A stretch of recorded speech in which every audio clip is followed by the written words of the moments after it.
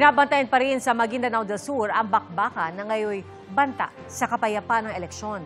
Ang provincial canvassing naman inilipat ng COMELEC sa ibang lalawigan. At mula sa Sharif Aguac, nakatutok live si June Veneracion. June? Pia, dahil sa takot na madamay sa gulo na may kinalaman sa eleksyon ay nag-atrasan ang mga guro na magsisilbisa ng electoral board sa bayan ng Buluan, Maguindanao del Sur. Kaya mga pulis ang papalit sa kanila.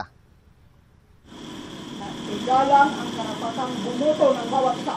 Mahigit 80 pulis mula sa iba't ibang lugar sa Luzon ang makikita sa lahat ng mga polling center sa Buluan, Maguindanao del Sur. Umatras kasi ang mga gurong magsisilbi bilang electoral board, dala ng takot sa mga kaguluhan sa bayan na may kinalaman sa eleksyon.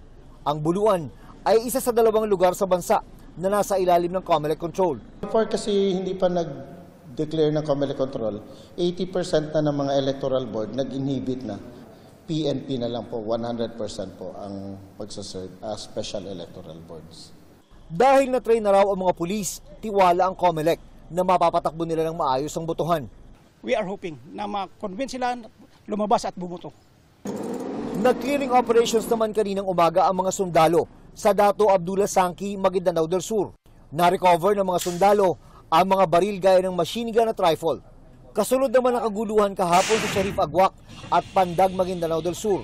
Ngayong bisperas ng eleksyon, inaprobahan ng COMELEC ANBAC ang rekomendasyon ng pulisya sa Bangsamoro Autonomous Region na ilipat ang canvassing ng Provincial Board of Canvassers sa kampo ng 6th Infantry Division ng Philippine Army sa Dato Odin Sinsuat, Maguindanao del Norte, imbis na sa Kapitolyo sa Buluan. Ito sir ay para sa seguridad ng lahat. Safety yung mga tao natin, safety sila na magbibilang, safety lahat ng tao.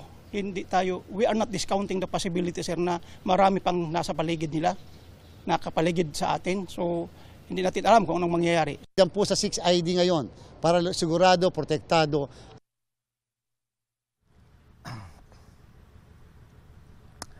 Dahil nga Pia ay sa paglilipat ng canvassing ng Maguindanao del Sur sa headquarters ng 6th Infantry Division ng Philippine Army ay magkakaroon ng mga security adjustments gaya ng pagdideploy ng karagdagang tropa sa loob ng kampo. Sa loob ng nasabing kampo rin kasi gagawin ang canvassing naman ng boto mula sa kalapit na probinsya ng Maguindanao del Norte. Balik sa Pia. Mag-ingat kayo at maraming salamat, June Veneracion.